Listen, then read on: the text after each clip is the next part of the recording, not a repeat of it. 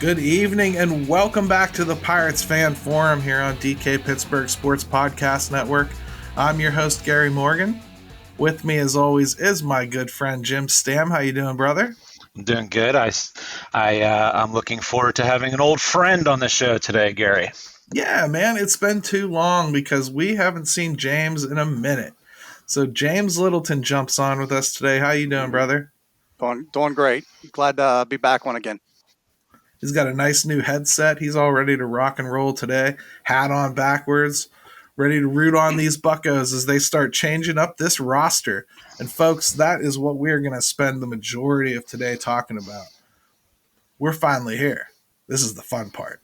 This roster starts to change. Conversations start to get real fun. Decisions start to get a little more itchy. I like it.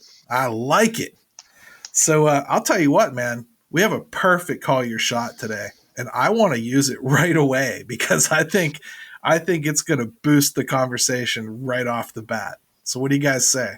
Yeah, let's do it. I think it's very, very timely. So perfect timing. All right, here we go.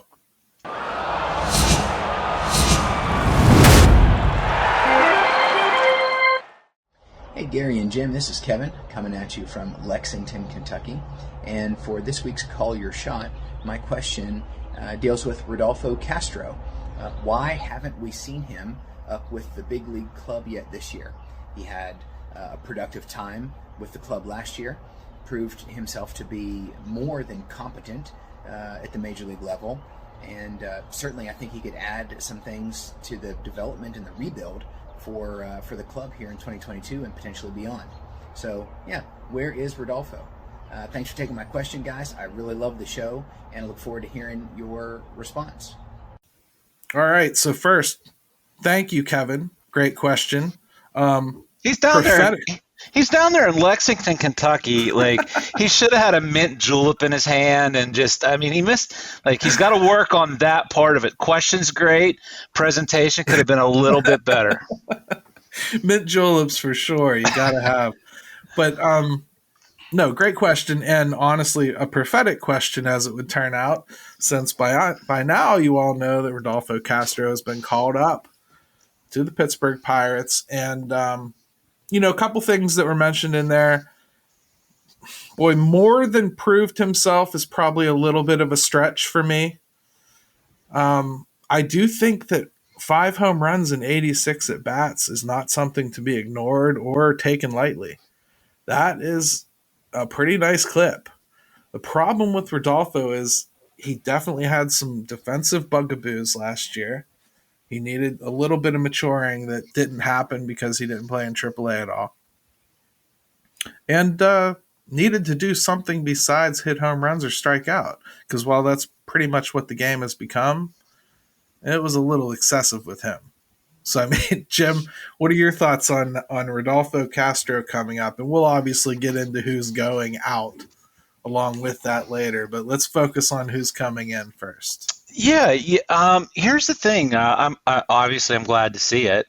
I think they waited till he started really swinging the bat a little bit better and playing a little bit better. And, and that might translate to some other guys that we tend to obsess over on social media about. But yeah, we're not doing a whole show on Cruz again, so just get it out your head. Hey, I didn't even say that name, Gary. So I was talking about Omar. What's the problem here? Okay, all right. Just want to make sure. But no, he's playing a little bit better. It's funny. He's a really interesting guy when you look at his numbers this year in AAA. He's it's really weird. He's striking out a lot, but he's walking a lot.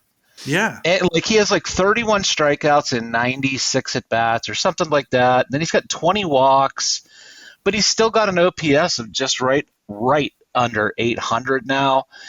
Power hasn't been there yet this year, right. Oddly enough. So he's just a real interesting mix. The numbers don't really add up when you look at him. But he's playing better. So now we'll get him up. Let's see how he does. And hopefully last year was a nice little trial run for him. I think it's really good timing. Yeah, I mean, James, part of you almost has to be a little bit afraid he's going to come up here and start popping dingers and then just swing for the fences constantly, right? I mean, because that kind of seemed to be his undoing last time. Yeah. I think he knows. I'm not going to say the name, but he knows who's coming behind him at some point, and so I'm afraid that he will try to overextend and compensate with the power. And hopefully that doesn't happen. Hopefully he just stays within himself. I mean, his on base percentage is almost 400, even like Jim said, with all those strikeouts. Just do that. That's what we need. Get on base, play small ball, because unless Vogelbach's coming up behind you, then. But I mean, just stay within yourself and don't try to be another shortstop that's going to hit with more power. That's a good point because, I guess the position is probably one thing. I don't even know that he'll play shortstop all the time. But he plays second base pretty well, too. He can play the outfield a little bit. So at third base, he's actually pretty good at. Jim, does this take at-bats away from Chavis? Initially, it did with the first lineup they put out, I think, maybe. But let's hope not. I mean, with him being able to play, like you mentioned, the positions he can play, with Chavis, the positions he can play, I mean, I would hope that they could still figure out a way to get it done. I mean, Sawinski has really kind of, I don't think he's every day, but he's shown that he needs a good longer look out there in right field, in a day-to-day basis. So you don't want to take things away from him necessarily either. Every day has levels, though. He's every day for the Pirates right now, I'd say. Whether by design or by happenstance. But, I certainly hope that they can do it. Newman coming back in a couple weeks, which is the last I've heard. I don't know if you guys have heard anything else. No, it should be a couple weeks now. Yeah, that will muddle things a little bit more. But hey, you never know. I mean, we might be talking injuries. Who knows? So, right. I hope it doesn't, though. Right. And James, I know it excites you to find out that Kevin Newman is running the bases.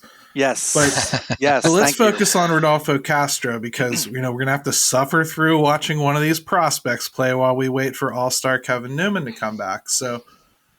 I mean, I think Rodolfo, for one thing, when people see him this year, if you haven't really seen him this year, like I don't know if you paid attention to spring or whatever, he's bigger than he was last year.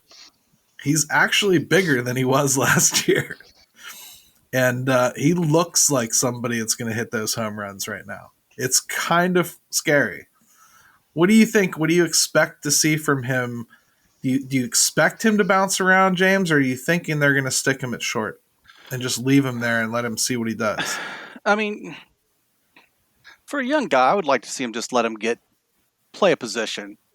I mean, I know eventually he may be a super utility or whatever, but when you first come up, just let him play a position and just get their feet on the ground. And that's personally what I would like to see. I know that's not Shelton's way or the Pirates' way. I know they're going to move him all around, but I would just like to see him put him at short, put Chavis at second, and just run with it for a week or two and see what happens.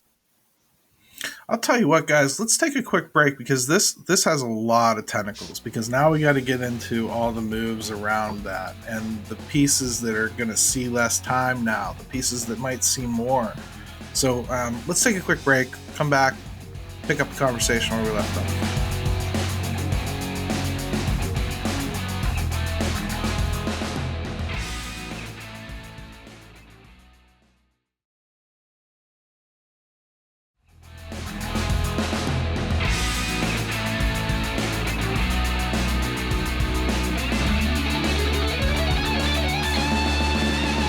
All right, and we're back to the Pirates Fan Forum here on DK Pittsburgh Sports Podcast Network. James and Jim with us today, which doesn't confuse me at all when I'm not too drunk. So we got to pick up the conversation because obviously there's some collateral damage here, right? Yep. You have Cole Tucker finally gets sent down. They decided to send him down. I kind of thought they would, mostly because he has options and it makes sense that they might want to try more. But, man, I just don't know what he would have to show in AAA to work his way back up here. That said, I'd have given up on Alfred many times over. So do we really want to dwell on Cole Tucker and how bad he is and how much he deserved to get cut? Not so much. That's kind of boring to me. I'd rather focus more on, okay, Rodolfo's up here now. Who suffers? What does Castillo lose now? He was playing a lot of shortstop. We already talked a little bit about Chavis.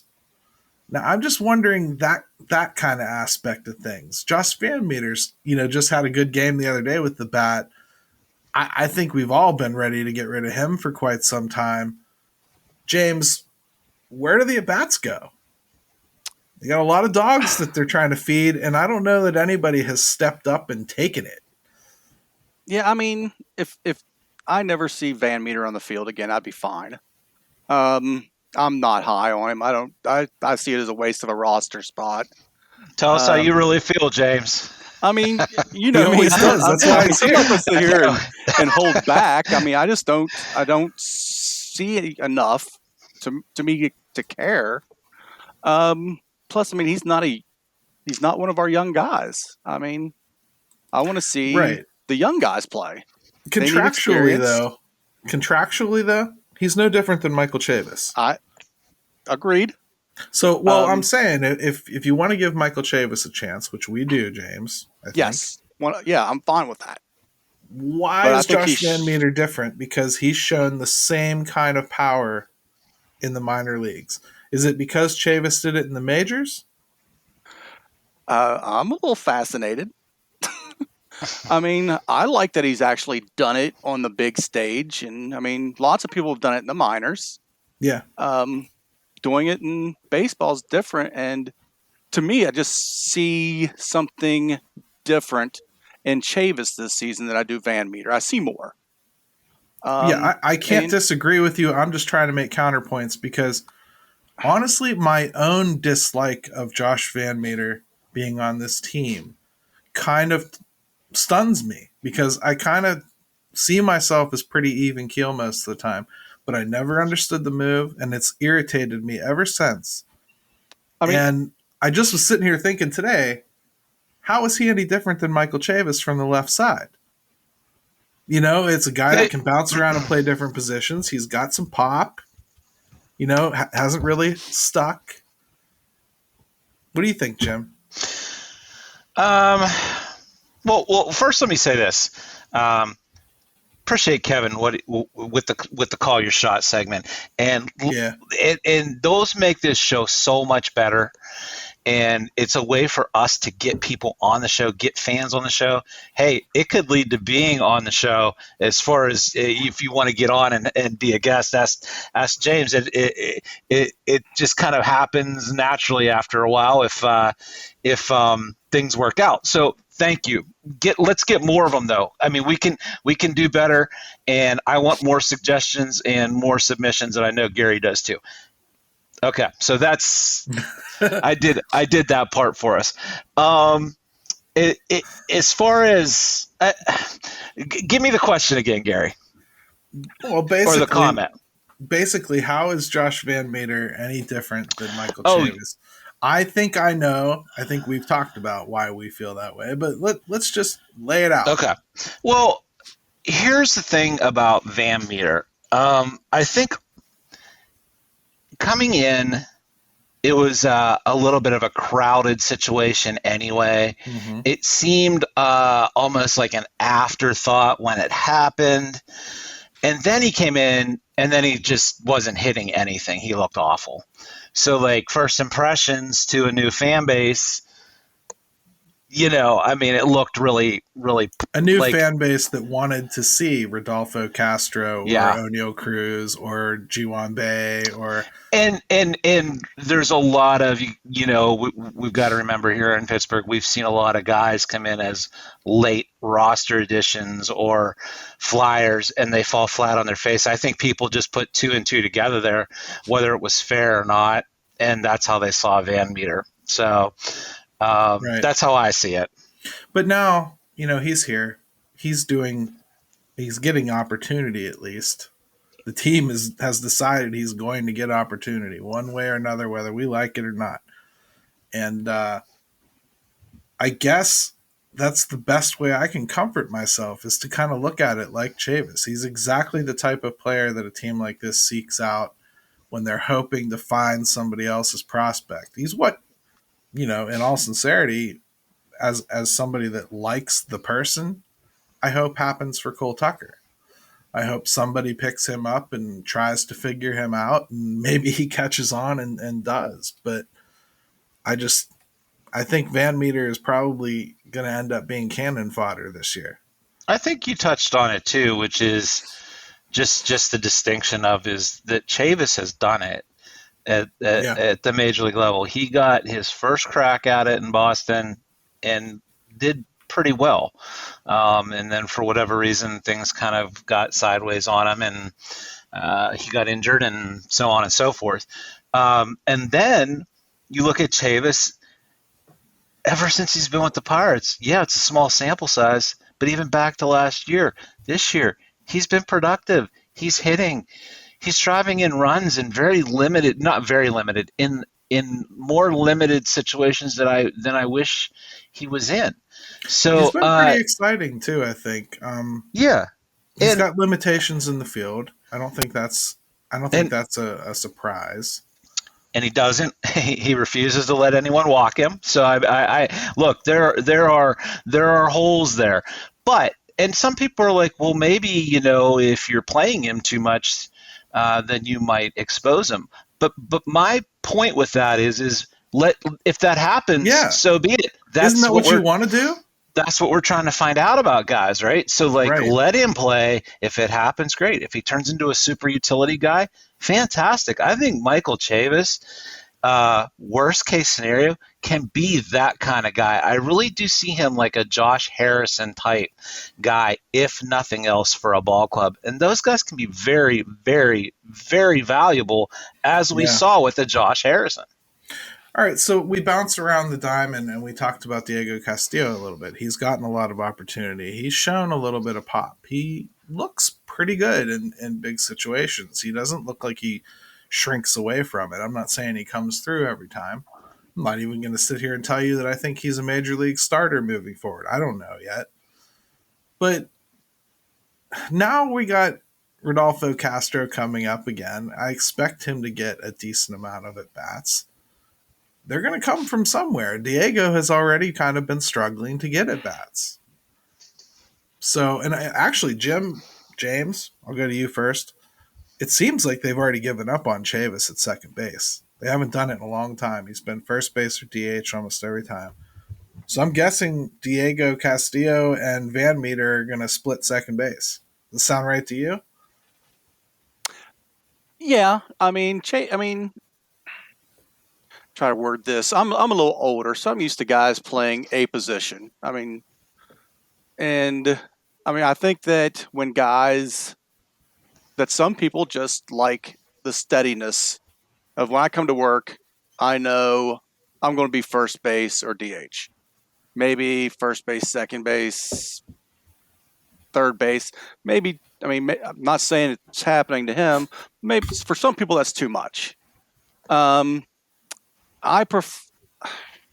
it's a tough question. I just prefer putting him in a position to let him succeed.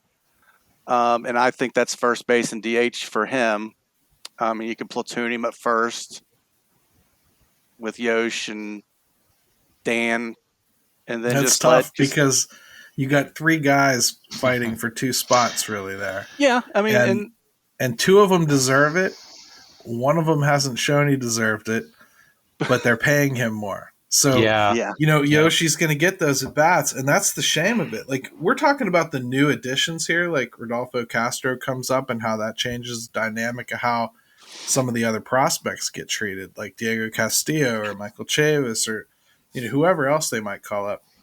You start talking about all that stuff, and eventually you have to circle back around to first base.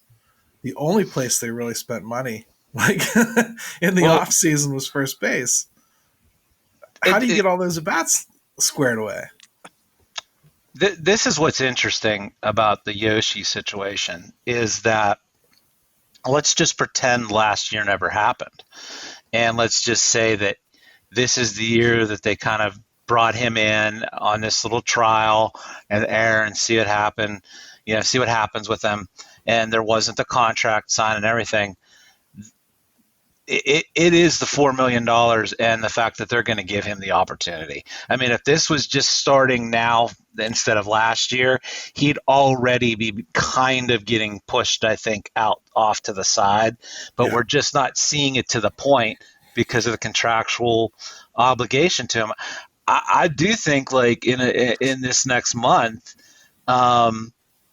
if he even remotely duplicates what he just did, then you got to start having some tough conversations. Yeah, right? I think. I just told someone earlier today. I said, I know why they're still doing it with Yoshi. At this date, this stage of the season. Talk to me in a month, and I don't think it's going to work. But I understand why they're still doing it. I get it too. The thing with me, James, you probably have noticed this too. The thing with Yoshi is I know they're platooning him right now with Chavis, but Yoshi, I could argue, is probably better suited for hitting left-handed pitching. He likes to go the other way. That's all he wants to do now. And everybody pitches him away left-handed, and he just pokes it out there. When he has success, most of the time, it's from him poking things away the opposite field. Are they actually maybe hurting him by taking those opportunities away from him? Like, I guess in other words, should they just go back to what they thought they were going to do at the beginning of the season and play him for 7-8 games in a row and give him a nice block and let's see if he can turn it around? Or do you just keep doing this platoon thing? I mean, I would give him the time. And I know that makes decisions difficult for other people's at-bats, but I mean, you're paying him $4 million. I mean, you're not just going to let it sit on the bench when he's 1/12 of your payroll. I mean, Plus, he could be instant offense too. Yeah, they're desperate for power. They're desperate for it, so they're trying. What's the worst that happens if he succeeds? I mean, nothing. I mean, we trade him, and then people complain. We got rid of him, like Colin Moran at the deadline, and I mean, I kind of root for him to go on a run where he hits 15 homers between now and the trade deadline, or 15, 20, just so. I mean, it might cause me to lose my bet with Yard. No, your bet's completely safe, James. Yeah, I think you're good. I keep trying to get him to up the amount, but he won't take the bait. Yeah, there's just no way. But I mean, I root for him to go on that run because I know that if he does, we're going to trade him. He'll go before Vogelbach because we got an option on him. I don't think Vogelbach's going anywhere. I don't think he's going anywhere. Except to a buffet somewhere. That's the only place he's going. And I'll be the first to say I totally undersold Vogelbach. Thank God they went and added him, because if they hadn't, and Yoshi's doing what he's doing, I mean, where would they? I mean, who would you be putting in the cleanup spot? I don't know. I took a look at Yoshi's stats today, and this is who he is. It's who he's been. I mean, I think last year may have been an aberration, but I mean, I know it's only less than 500 at bats, I think, total. But I mean, this is his stats this year, what he's been. Right, and I still think all that adds up to they're going to have to give him a little bit more time, and we'll see what happens. But let's take another quick break. We come back, I want to talk a little bit more about just the overall metamorphosis of this roster that's going to start taking place. Okay.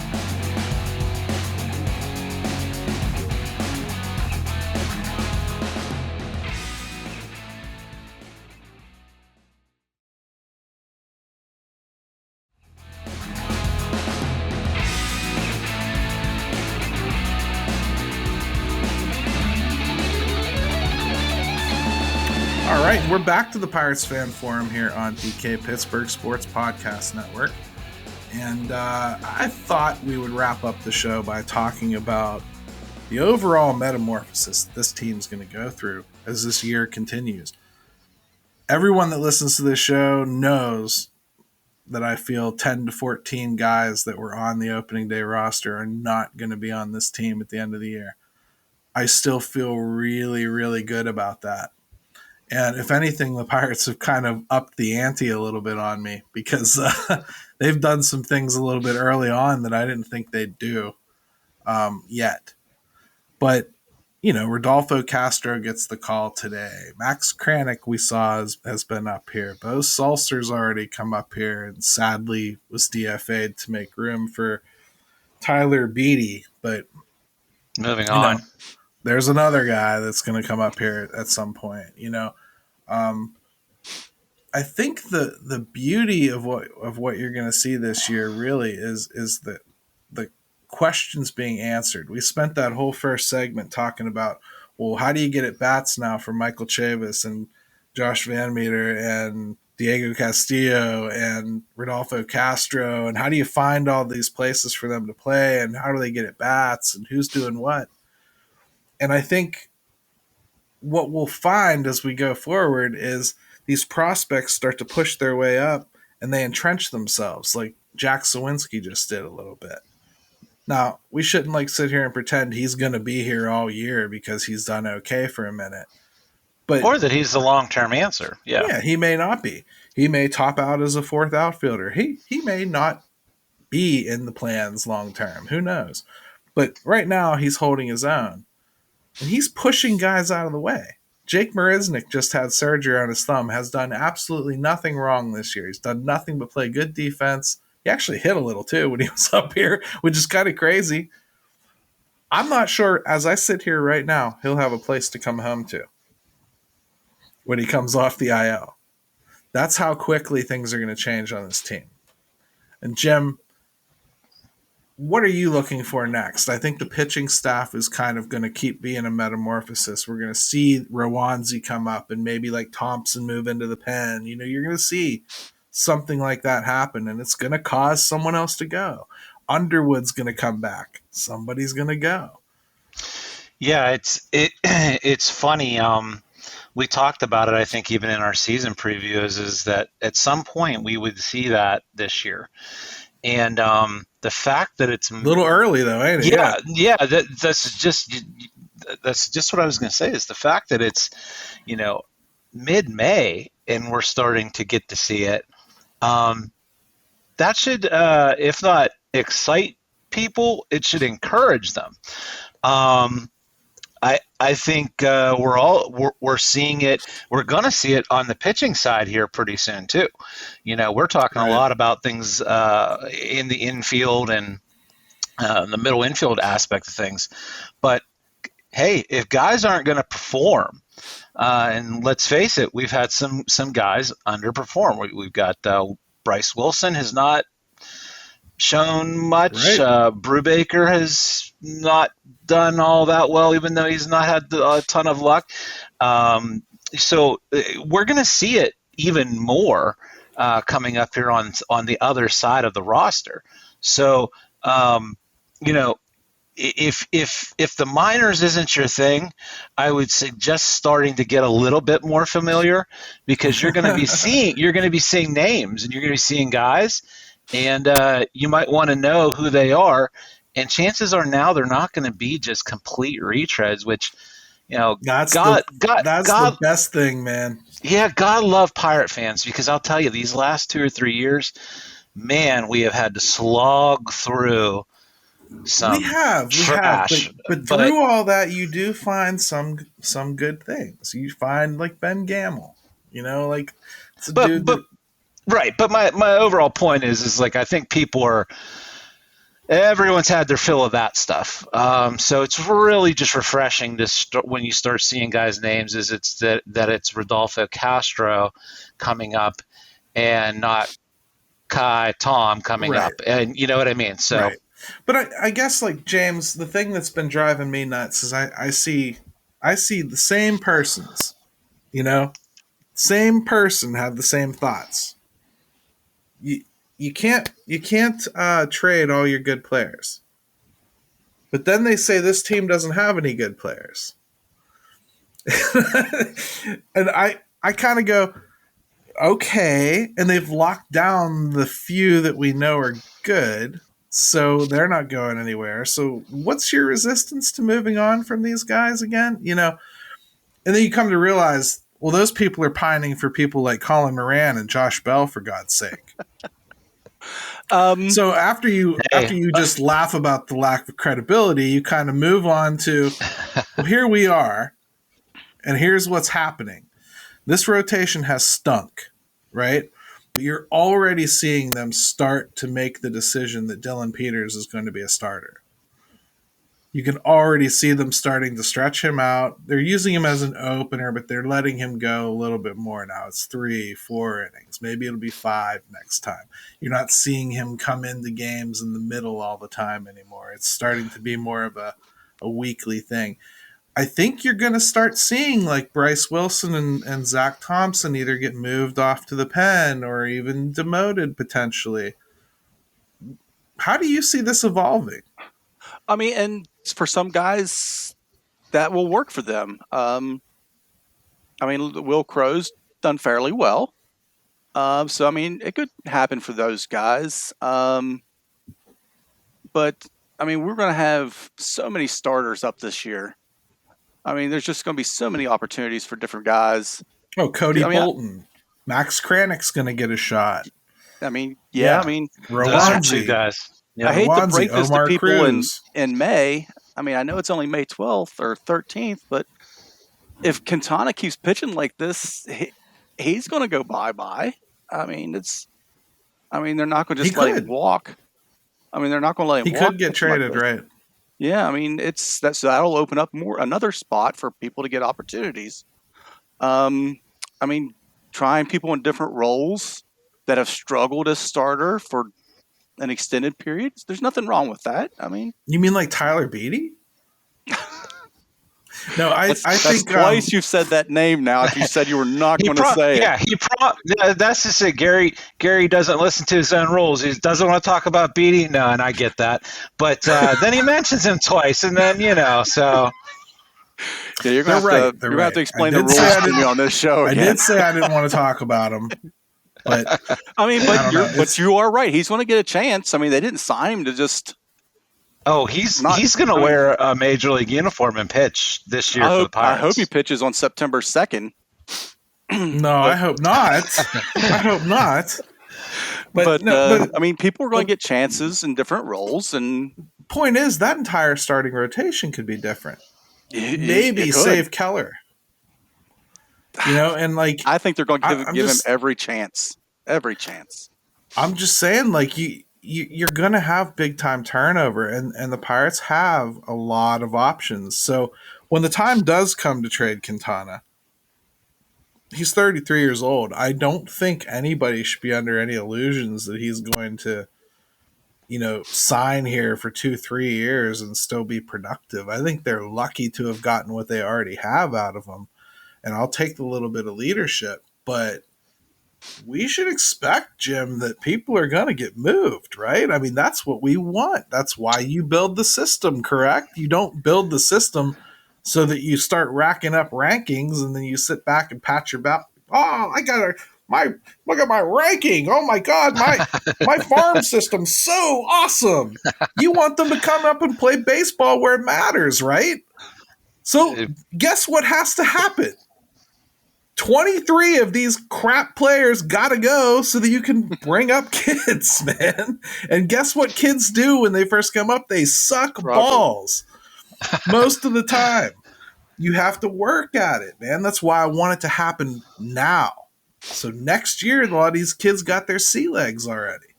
Yeah, I mean, look, people like to treat the minor league system like it's this little like dog that you put in your purse, and you get them all pretty and put the ponytails on them. And you carry them around in your little bag and show them off, and you feel you all Paris Hilton on it. Yeah, right. He's so cute, and everyone wants to pet him. Well, have you seen his whiff rate?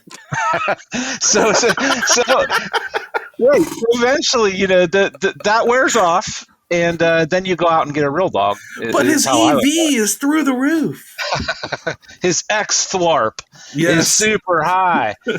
But no, so I mean, like you said, like they've got to, like, this is the process. I even think you could see them at some point start to maybe deal from a little bit of strength in the minors with some of the guys that they have that hopefully I mean, like we've talked about, you're not going to keep everybody. That's a lot of what I see, like this upcoming off season kind of leading into, is a little bit of that, a little bit of maybe dipping your toe into free agency a little bit, because I do think, you've locked up Hayes. You're probably going to work real hard to lock up Reynolds.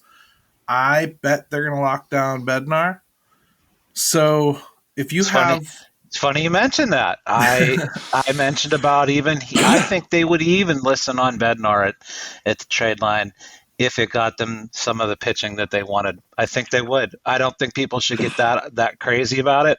I would listen. That's all I'm saying. Pittsburgh. I understand. I'm not going to do the same thing that I did with Reynolds, which is, of course, he's going to listen and all that. I just know they have no desire to trade him right now, so I don't see it happen.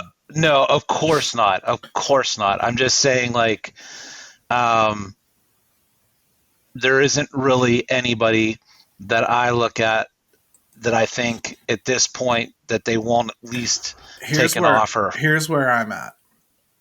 Enough steps backwards now.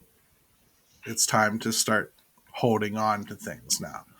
I'm not going to trade an absolute stud that I have for 5 more years for a chance at somebody else that might help one day.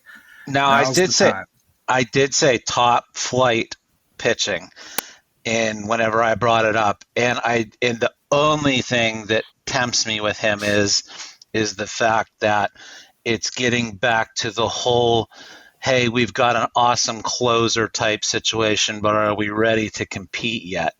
And so when I start doing that, it's the only reason I brought it up. Do I think it'll happen? No. Should it? Probably not. But if someone had a guy and he was double A or triple A and the guy, yeah, I'd think about it. Yeah, the problem is that guy would be Kyle Nicholas. And that's cool, but he's still a risk. Bednar's not a risk. I wouldn't absolutely. do it. And not that we're arguing about it, although that would be good for the show if we did disagree a lot more. But, Gary, no. Gary, no. But but David Bednar, I think they're going to lock him down. So you're starting to get some answers now. I don't want to take steps back anymore, is my point. But I'm also not going to get mad when they trade Kevin Newman or they non-tender him. I'm not going to get upset when they trade Quintana. I'm not going to get upset if they cut bait on Wilson. I'm not going to get upset if they decide that Zach Thompson is a bullpen guy. I'm not going to care if they decide Yoshi is just DFA material. Because this team needs to go through this. What about Ben Gamel? I would extend Ben Gamel for a couple of years because I want somebody. I would too, but he is a free agent after this season. He is. I would offer him a modest extension for 2 years, couple mil per. See if he'll stick around and be your. What's he at now? Outfielder. 2.5? 1 something. Is he at 1? Yeah, 1 something. Yeah, it was less than I think market value what they got for him. I would like James to answer your question. Is I would love to have him for a couple years. I know he loves it in Pittsburgh. I think the fans love him. Yeah, so I think it's a good match. I think it's whether he what he has proved too is, like, you need him to start for a little while, he can do it. And then he can go back into another role for you too. And he's left-handed. I look at it as waves. Like, I have Brian Reynolds. I know I have Brian Reynolds. I know that Ben Gamel can play the outfield for me pretty well. I know that Ben Gamel can hit, and he can hit well enough that he's actually an impact player for stretches at times. That's something that you really like to have in a bench piece. Remember, way back in the day, R.J. Reynolds used to do that. He'd come in every once in a while, and he would just crank them for like a week and a half, and then he'd go ice cold, and that's when you never saw him again for a minute. He'd go sit in Gary Barshow's out there. We're going way back. So, we're going way back here, but yes, we all unfortunately know about R.J. Reynolds in that time frame. Well, okay, but I'm just saying, like, you need that, and I like that veteran presence. Plus, I look at who's coming, and I'll count Jack Sawinski as still coming, not necessarily here. Fair enough. So there's Jack Sawinski, there's Swaggerty, who, I'll be blunt right now, back on the IL, not sure he's ever going to make it, to be blunt. I've never seen the bat. I've never believed in the bat. And until I see the bat, I don't care how good he is in the outfield. He's Jake Marinzik, maybe. And then, and I heard fourth outfielder is kind of his floor, but I'm starting to question that. Kanan Smith and Jigba. He's hitting right now. Seems like we've been talking about him forever, huh? Well, he's hitting right now. Physical specimen. Love to see what he could do up here. Think he's got as good a chance as any. You got Greg Allen, like that a lot of people kind of forget about. But there's a kid that was hitting pretty good. He's got some experience. He was on 60. 60 day, yeah. So keep that in mind. He'll be healed before the 60 days up. Yeah, so. And keep that in mind about Roberto Perez and what he's going through compared to what Greg Allen is and how different that's going to look. Right. So Greg Allen's going to come back. You're going to work through him. When you factor in all the guys that they have, Cal Mitchell's on there. Frazier is if he starts hitting again is there. Okay. Yep. So you've got 5-6 guys that you're going to work through in the next couple of years. Man, I'd like to have that rudder of Ben Gamel on my team. You know what I mean? And and I do, and I'm looking at something with him and here's the other thing we got to start doing is when we're looking at numbers, and now we're getting to the point of the season where guys are getting up to 100 at bats or 120 plate appearances. Okay, we can start looking at that. Got to get out of the habit of looking at like the numbers are so down across the board that we can't just start comparing what they normally are and saying, oh, well, so-and-so's decent. I mean, listen, Ben, what is the average OPS in baseball is what right now? In the 600s? I mean, it's bad. Yeah. Ben Gamel this year, 812 OPS for his career. Right. We're talking 1,600 at bats. He's almost at 730. The thing about him, though, is decent ball player. If he has to give you 45 out of 50 games, he can do it. But if you need him to only give you 45 out of 162, he could do it. Mm-hmm. That's why you want a guy like that, because you're not going to be constantly whining about getting him at bats. You're going to, you get him in when you can. He'll play when he plays, and you need that on a team like this. People keep saying you can't build a team completely out of prospects and rookies, and that's true, because by the time the team's good, they won't be prospects and rookies anymore. We're already considering Brian Reynolds a veteran, a grizzled veteran. He came up here in 2019. Okay, well, 4 years with the Pirates tends to grizzle you a little bit. Well, so. He came up here like Johnny Cash already. So I mean, but like, I'm surprised his hair's not gray like Jim's after 4 years. Right. But we're already considering him a veteran. You don't talk about Brian Hayes like a young player anymore. He is a very young player. Very technically speaking, you could almost consider him still in his rookie season.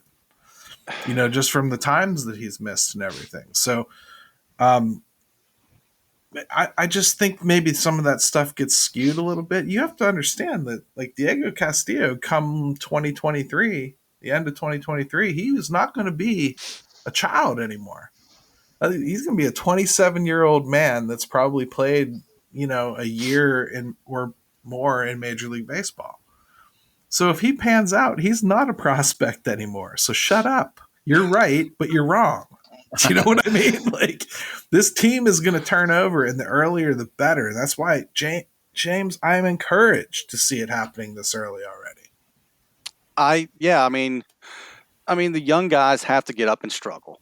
Some of them are just going to struggle. I mean, Yep. If you look back at, I mean, I'm not comparing this team to the team I'm going to talk about because they're not.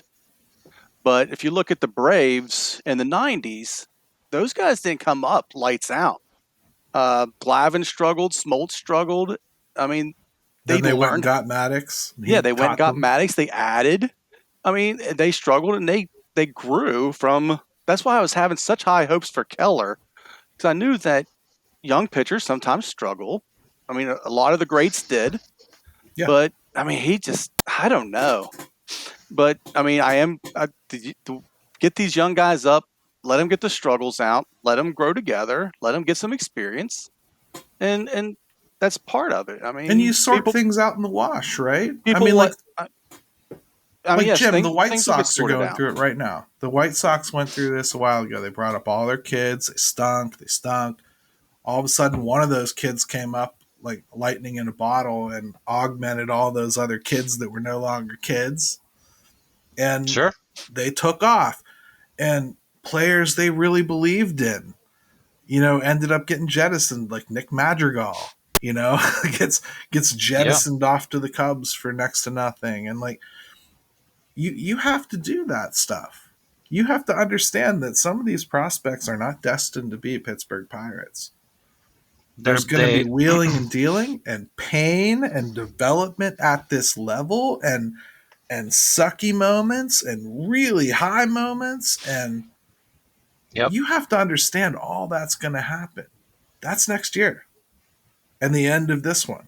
Yeah, I was just going to say I think post All-Star break, we're going to start getting that feeling and going through that ourselves. And that's why it's always so good to keep in mind is, don't overreact and don't we back to Castro is like last year. That was just a hey, let's get his feet wet. Let's see what that looks like.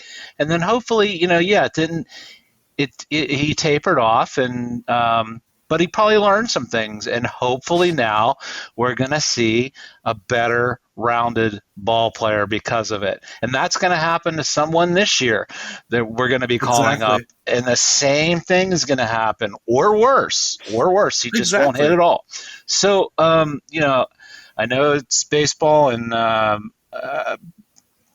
people just struggle with the patience aspect of things, but guys struggle before they get here to the majors, and then get hot. They struggle, then they get called up. They fall flat on their face. We're going to see all of it, every bit of it. We're already running a little long, but I'm sorry. One more thing we got to touch on. This team has an easy pass set up from Altoona to Pittsburgh. I mean, they don't care that you're in Double-A. They consider that ready for major leagues. And they've said it. This isn't a guess. This is something they've said. Yeah. I mean, it's not a secret. And it's something they've shown us now a couple times. So I guess everything we talked about could be even more expansive than I think it is now, if they wanted it to be. So that's kind of just a different way to look at it. Like, James, you were talking about seeing Kyle Nicholas down there. There's no reason that he couldn't find his way up here at some point, even in the bullpen. And he may have an outing like I got to see up here, but, I mean, he's been, other than that one outing, he has been very solid this year. I wouldn't be surprised at all if he gets some extended time with the big club, because they've shown that they're not afraid to bring people up from Altoona. And I'm glad that they're not set with the whole Altoona, Indy, Pittsburgh. Yeah, 6 routine. months here, 6 months there. It's another indication that you wouldn't dare dream of doing those things 3-4 years ago when you don't have the guys to even think about bringing up. we have somebody else in Altoona also that, I mean, probably won't come up this year, but I mean, maybe if injuries with Davis. I mean, Yeah, somebody actually brought it up to me, and my initial thought is like, no, there's no way they're gonna do that. But let's just play a game here, okay? Like the guy's hitting, and let's say that continues at the AA level. Let's say he just keeps raking. First, nobody in the majors or minors is hitting this year, really. So if he hits and he kills it and he looks okay defensively, I don't know, Jim. What do they do? Do they slow walk him based on defense, or do they just get him up here? Because let's be honest, Henry Davis, while I do understand you should be worried about Super 2 for a guy like him, I get the impression that that signability was something they had in mind with him from the jump. Yeah, well, here's the deal. I'm going to be uncharacteristically mum on this because through the grapevine I have heard that we may have an excellent call your shot question about this next week. So that's just something that I've heard. So that's where I'm going to leave it. First of all, I'm stoked already that we have another call your shot coming in, and I don't have to go out and seek one. I'm pretty excited about that. But no, I think this is a great topic, and I do think he could make things awfully interesting for sure. The point is, right now, that when you look at this roster, and this is why you build it down. This is why you rip it down to the studs, and you have no financial commitments, because when you have no financial commitments, you have no ties that force you to keep a roster together that doesn't belong together. It forces you to continue to evolve and continue to push the envelope and make the team better. That's what this is supposed to be about, is improving. I know a lot of people wanted this to be a light switch, and a lot of people wanted them to go out and be San Diego and start signing guys because they dropped the payroll all the way down. That is not what this team's doing. That's not what this team has ever been doing. Anybody that told you that's what this team was doing was full of crap. And I was probably yelling at my computer screen 3 years ago that they were full of crap. So if you've been listening for a long time, you know that. It's not what was intended ever. And that's not what this team is going to do. But they will spend money at some point. They have to. They certainly better. Because the people that say that you can't build completely through prospects, they are very right. I must stress that. That is a true statement. People like to pretend it's not, or that Ben Cherington's different and can make it happen. But you cannot win in the major leagues without going out and getting pieces. You just have to. No, I think I just saw, where was it the Twins? I don't know if any of you saw that, where they fielded a lineup that was miraculously all through their farm system. Yeah. And they're not on the cusp of doing anything spectacular. I mean, it was a great. That they had to put Carlos Correa on the bench. So yeah. So I mean, so it doesn't mean necessarily anything. Could you accomplish it? Yeah, but that's such a rare thing, and it's not the way you're going to be able to see it fully through. No, the plan here is build most of it yourself and then augment from outside. That's what has to happen here. Yeah. And you can not like it, and we can have a whole argument about who's cheap and how cheap they are and who should be spending more and wah. But I don't feel like doing it right now. I think we've had a long enough show. And I'd rather just leave it on a high note, which is looking forward to this roster evolving. And every time there's moves, the excitement that goes into it, because you don't know who's coming up. You don't know where they're going. You don't know who's coming. It could be anything now. Everything's open now. Yeah, and it helps to just, in general, pay attention around baseball. We get very caught up in what the Pirates are doing. But the more you pay attention to kind of what other teams are doing, how they're doing it, It helps, man. You need some perspective. And it even goes, I'll just throw this in there, it even goes to what you're witnessing at the major league level. If you're going to start critiquing guys and looking at their numbers, you might want to look about what's going on around baseball and the numbers. Because if you're applying 1 or 2 years ago to whether someone's doing well, you're looking at it through a distorted lens. So these are just things you need. This year, 260 is the new 300. Yeah, I mean, it's so out of whack. So remember, don't stay in your Pirates bubble for a lot of reasons. Mental health too. So, all right, Jim, while you're at it, why don't you tell people how to get a hold of you, brother? Okay, yeah. First of all, James, thanks, buddy. We love having you on, and it was a good show. I appreciate it. But yeah, all Twitter all the time. It is for the city _412 or at Jim Stamm 22. Pirates, Steelers, Pitt, and Penguins. James, brother, how about I'm on Twitter all the time now at Littleton42. Sorry, it's all Jim's fault, but I love it. I mean, I talk a lot of great stuff on there. I get probably yelled at a lot too, but like Jim said earlier, I don't hold back. That's why we love you, buddy. People will know how I feel. So I know York's going to watch this. I'm waiting on my money. Oh, York is definitely. I know he's. He's picking up extra shifts. He's going to pick up extra shifts around Christmas so he can afford it. I know it's going to happen. So he'll probably be driving a UPS truck too now. Just to make sure that he's going to put me on layaway for that $30. Yeah.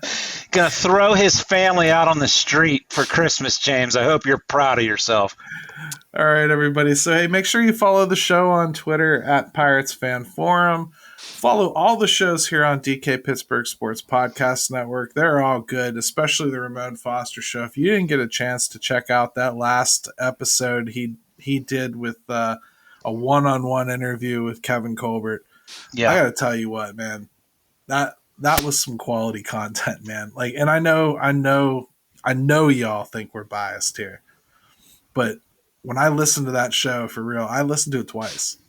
There was a lot that I had no idea went on behind the scenes, and understanding the way Kevin Colbert thought and the way that front office thinks, man, that was so cool to hear for real. Yep. Highly recommend you go check that out. And, subscribe to the network and follow everything. Stop in the new store down on Fifth Avenue if you get a chance. In fact, Penguins have a rally today. Head on down. So, hey, without further ado, Ben, take it away, my buddy.